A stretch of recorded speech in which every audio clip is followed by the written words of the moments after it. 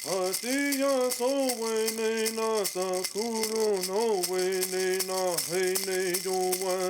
Hatiya so wene na sakuro no wene na. Hatiya so wene na sakuro no wene na hene yowa.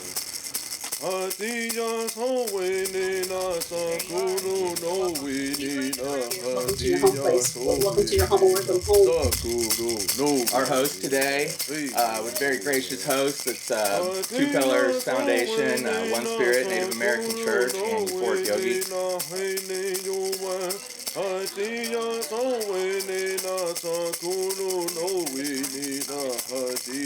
Welcome to the Entheogen and Spirituality Conference. Super happy you all could be here.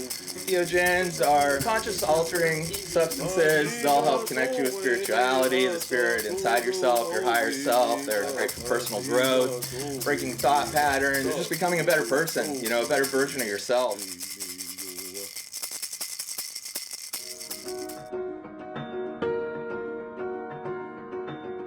Your shadow stuff goes with you into the medicine work, into any work you do and in daily life. So Entheogens have done a great job of helping me with that. My son committed suicide at age 15. So that blew my world apart and everything that I thought I knew. And I searched high and low all over the world for healers, psychics, anybody who could give me any information on anything that could help me come to terms with any of it, any of this life, any of his life, any of what happened, any of where he went. And absolutely got no relief anywhere.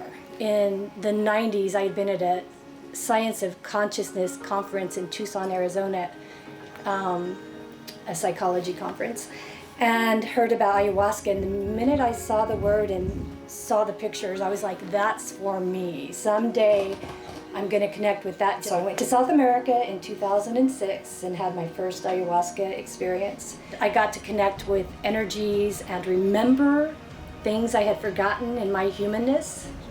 And I got to meet energies that worked with me and told me what I could do to live again, and every day to go back, very functional items to learn how to live in this world again.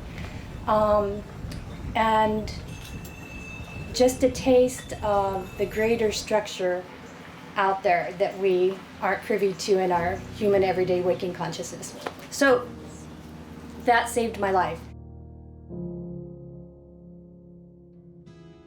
We are basically a church who runs sacred mushroom psilocybin ceremonies here on this land for people to transform, heal, fellowship, gathering. We're working together and building together. My whole thing by being here and Two Pillars Foundation, the church, is to help build a community. You know, plant medicine is a wonderful, wonderful tool. Ayahuasca was the first one that helped me to face it, and that was my journey, how I started to tackle it and go in. And then these other plants that came in. And then Bufo came along and I did that, and that little toad was talking in my ear. So much gratitude for just allowing us to have this beautiful entheogen, this plant, this medicina, to remind us that we're right here. Our divine sovereignty is right here. Cherry thin mint, white fire, OG, cherry cookies and do-si-do. Next thing I know, my serotonin's up and my dopamine begins to flow. My mood goes up, my food stays down. I don't feel bad with limonene around.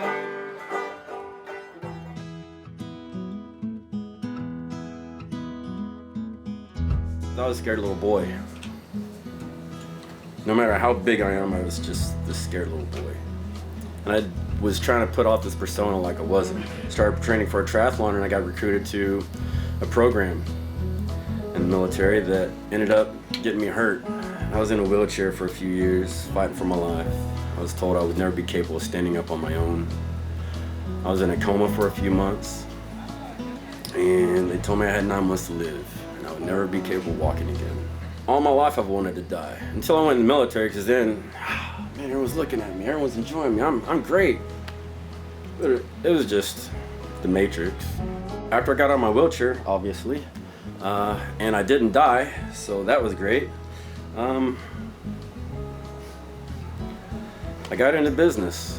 I realized that cannabis was getting big, and I had made a lot of money in the mining and oil field, mining industry and oil field business. So I put that money in Colorado and started working out there. And I moved here to Oklahoma when it went legal, and I opened up a couple of dispensaries and a grow and a processing facility, and I've been killing it.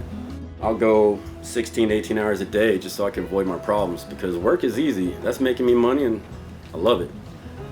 Problem was I wasn't loving shit, and I was getting worse inside my head, more suicidal. 8 hours. I took 3 ounces of ayahuasca at noon, and for 8 hours all I did was cry. And I couldn't stop. Like that first journey, like I didn't want to feel good, but I didn't have a choice. I felt great. The first time in my life where I felt like I understood some stuff that I didn't before. I was like, all right, maybe there's something to this. Then the next day, we do another ceremony. I was like, all right, there's definitely something to this. And then I went to sleep, and the first thing I thought of was, I got 600 pills in my bag. I need to go throw them away. So I went and dumped all the pills down. It took me 4 times to flush them because they just wouldn't go. I was so miserable, I got willing to try anything. I got willing to take the deep dive into myself that I had avoided my entire life because it was so difficult and so painful to look at all those wounds and look at all those shitty ass ways of thinking about myself, all the things that I would tell myself. I'm not good enough, I'm not smart enough, what all those things, all those made up stories that were created out of those experiences that I had. Everything that I'm doing is in line with helping people and myself get to a deeper self-awareness, understanding the deeper core of self in all of the facets. We see life, we see tasks as something hard, as something that requires a lot of effort. But go to the root of the situation, go to the core of self, and you find a solution, or you find the answers that are there. You are already complete, you are healed. It's about us recognizing this, acknowledging this, embracing this, and living it. This is my path, and this is what sets my soul on fire. It's my passion. And I believe that everyone needs to find their own passion, their own purpose. And through finding themselves, they will find their gifts. They'll find what they're supposed to do in this world. They will find their path, and they'll live their life out of passion with their soul on fire. And for me, it's important to stay connected to divine and always working on yourself to be clear and have a strong connection to divine source, and always receiving communication in your daily life. These medicines are just helping you get to that gateway. Soon you'll find out, I heard a gentleman talking about something about tolerance back there. Soon you'll find out you don't need 8 ounces in a Peruvian jungle to find yourself. Soon enough you'll find that again, because it's just a tool and a method, you'll find that a little bitty microdose will blast you off. Going to the dentist will blast you off.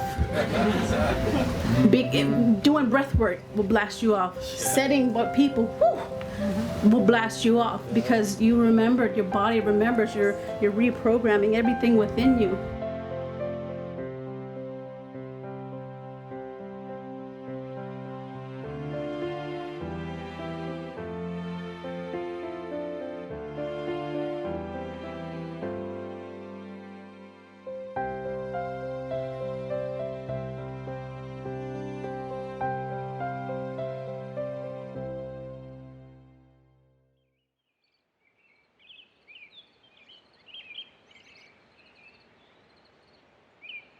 We're trying to align with folks that are wanting to come for a healing intention.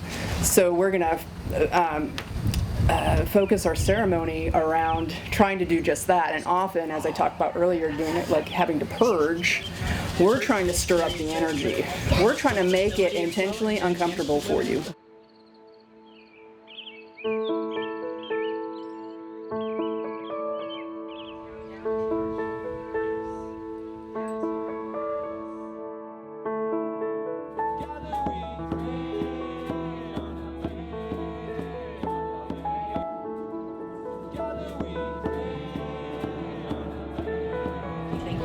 thank you, thank you. Surrounding us, thank you, thank you, thank you for this opportunity to share this experience. Thank you for being here with us today. Thank you, thank you.